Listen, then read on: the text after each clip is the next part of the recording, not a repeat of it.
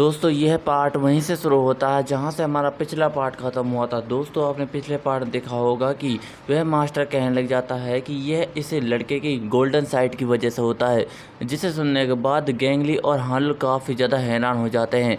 और गेंगली कहने लग जाता है कि क्या गोल्डन साइट, इसका क्या मतलब है। जिसे सुनने के बाद वह मास्टर कहने लग जाता है कि जो बंदा लड़ना जानता है, अगर वह किसी के ऊपर हमला करना चाहता है तो वह उसके लिए पहले निश्चित दूरी तय कर लेता है ताकि वह उसके ऊपर घातक हमला कर सके।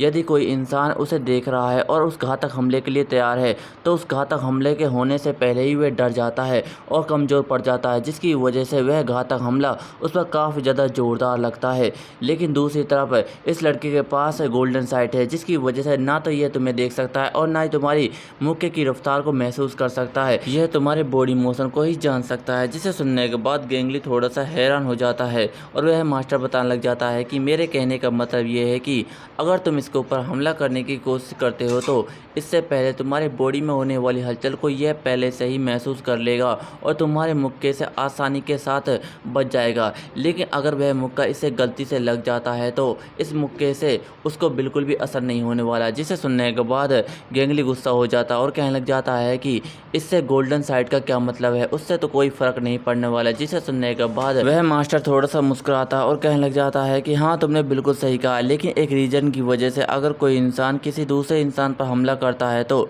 वह सामने वाला इंसान अपने शरीर से ज़्यादा अपनी आंखों पर भरोसा रखता है, जिसकी वजह से वह हमेशा मार खाता है। लेकिन वहीं दूसरी तरफ कोई इंसान अगर किसी के मुक्के की रफ्तार को नहीं देख सकता तो वह मुक्का उस पर ज़्यादा ज़ोरदार वार बिल्कुल भी करने वाला नहीं है। अगर मैं तुम्हें सही तरीके से समझाऊं तो तुम एग्जाम्पल के तौर पर अपने मन में एक ऐसे इंसान को इमेजिन कर सकते हो जिसके बहुत सारे टैटू हैं और वह काफ़ी ज़्यादा खतरनाक भी दिख रहा है, या फिर उसकी स्माइल काफ़ी ज़्यादा क्रीपी है, जिसकी वजह से सामने वाला इंसान पहले से ही डर जाएगा और उस गैंगस्टर का हल्का सा हल्का वार उस आदमी को काफ़ी ज़्यादा ज़ोरदार तरीके से पड़ने वाला है। लेकिन इस लड़के के मुकाबले में ये काफ़ी ज़्यादा अलग है। अगर तुम इस लड़के के ऊपर चाहे कितनी भी तेज़ी से वार कर लो, इसे कोई भी फ़र्क नहीं पड़ने वाला, क्योंकि यह तुम्हारे मुक्के की रफ्तार को बिल्कुल भी महसूस नहीं कर सकता। यह सिर्फ तुम्हारी बॉडी मोशन को ही देख सकता है। जिसे सुनने के बाद गेंगली कहने लग जाता है कि तो इसका मतलब है कि तुम इसे ही गोल्डन साइट कहते हो। जिसे सुनने के बाद हमारा मेन कैरेक्टर हानुल कहने लग जाता है कि जब आप बोल रहे हो तो मुझे उसमें बीच में बोलने के लिए माफ़ कर देना, लेकिन मैं कितनी देर से देख रहा हूँ कि आपने उस कॉन्ट्रैक्ट की वजह से मुझे रेत का थैला बनाया हुआ है और आप मेरी पिटाई करते ही जा रहे हैं। और इसके अलावा आपने कहा है कि जब मेरे ऊपर कोई हमला करता है तो मैं उसके बॉडी मोशन को पहले से ही महसूस कर लेता हूँ और उसके हमले से बच जाता हूँ। क्या मैं भविष्यवाणी करता हूँ? और इसके अलावा आपने कहा है कि यह सब मेरी गोल्डन साइट की वजह से है।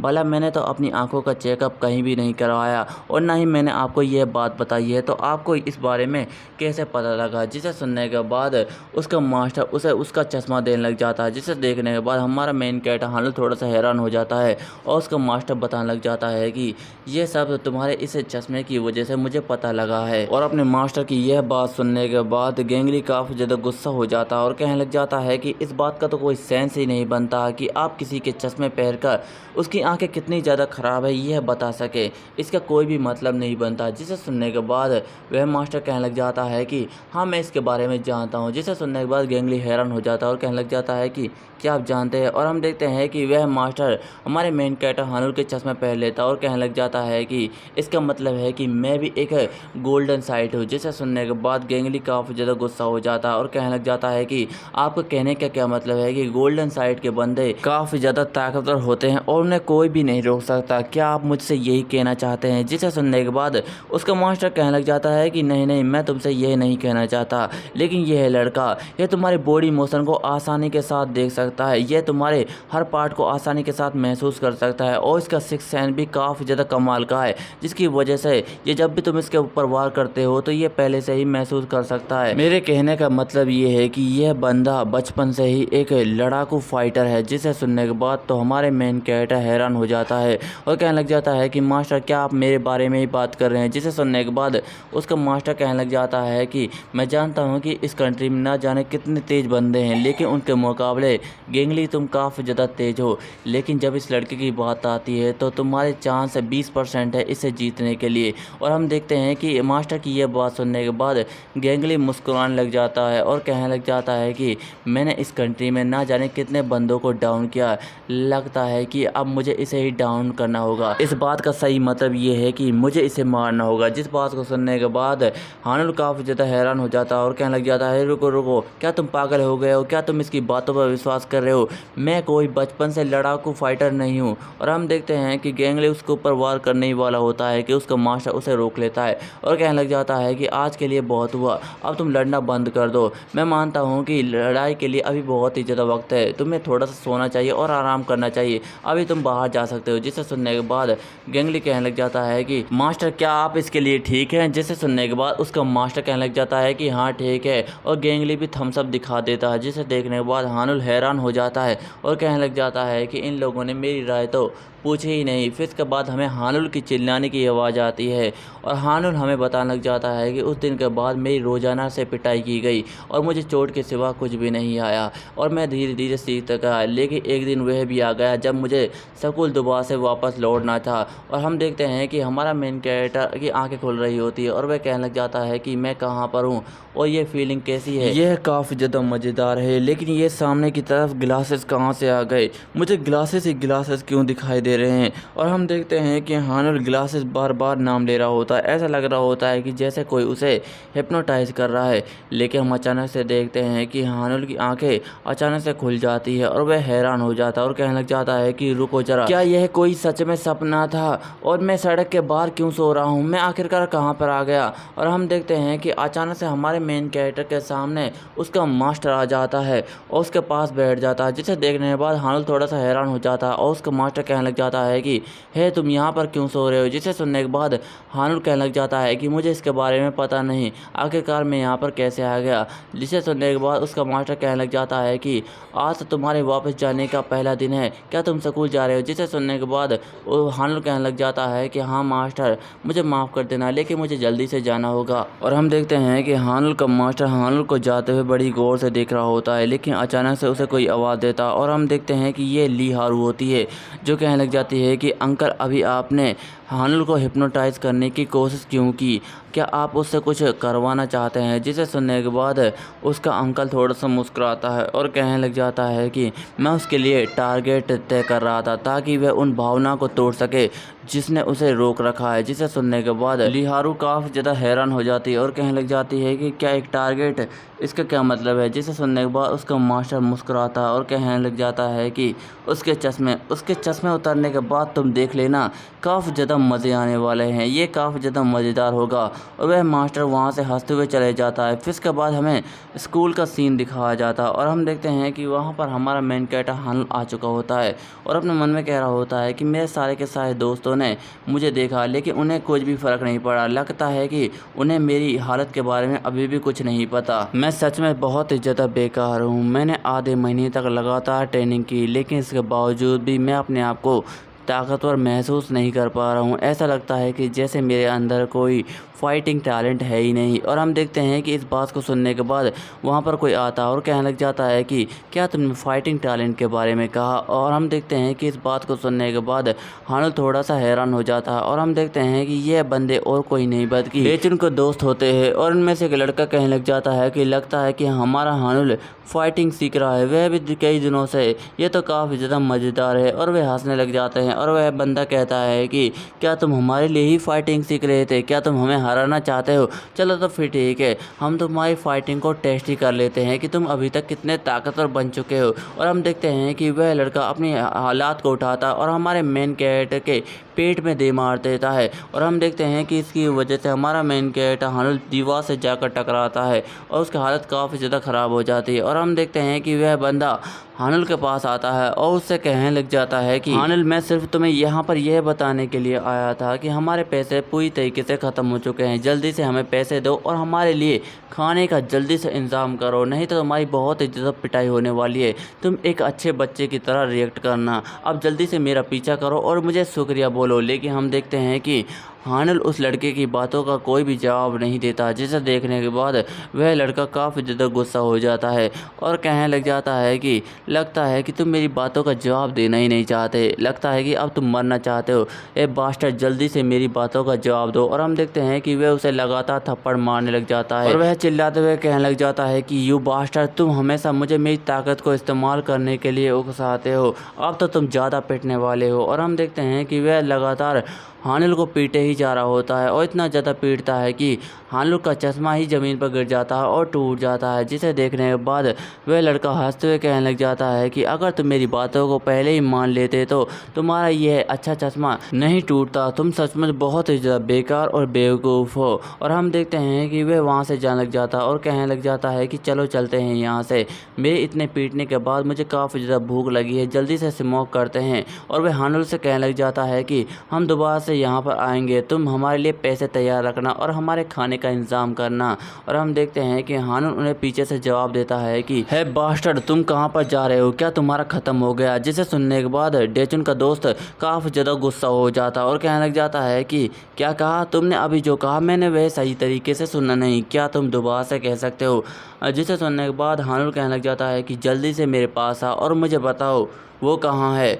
और वह चिल्लाते हुए कहने लग जाता है कि बताओ कि डेचुन कहाँ पर है। और हम देखते हैं कि उसकी आवाज़ सुनने के बाद सारे के सारे लड़के खिड़कियों से उन्हें ही देखने लग जाते हैं, जिसे देखने के बाद डेचुन का दोस्त थोड़ा सा हैरान हो जाता है और कहने लग जाता है कि सारे के सारे लड़के तो हमें ही देख रहे हैं, लगता है कि अब इसे मज़ा चखाना होगा। और हम देखते हैं कि उसका ध्यान एक सफाई करने वाली लकड़ी के ऊपर जाता है और वह उस लकड़ी को पकड़ता है और उसके 2 टुकड़े कर देता है और हमारे मेन कैरेक्टर हानिल को मारने के लिए जाता है और कहने लग जाता है कि आज तो बास्टर तुम मेरे हाथों से मरना ही वाले हो। और हम देखते हैं कि वह हानिल के ऊपर वार कर देता है, लेकिन अचानक से हम देखते हैं कि उसकी लकड़ी हवा में ही टूट जाती है और हम देखते हैं कि यह लकड़ी एक लड़के ने अपनी लात की मदद से तोड़ी हुई होती है, जिसे देखने के बाद डेचुन का दोस्त काफ़ी ज़्यादा हैरान हो जाता है। और हम देखते हैं कि यह लकड़ी किसी और ने नहीं बल्कि गेंगली ने अपनी लात की मदद से तोड़ी हुई होती है। और वह उन लोगों से कहने लग जाता है कि मेरे परमिशन के बिना मेरे पंचिंग बैग को कोई हाथ भी नहीं लगा सकता, अगर किसी ने हाथ लगाने की कोशिश की तो वह मेरे हाथों से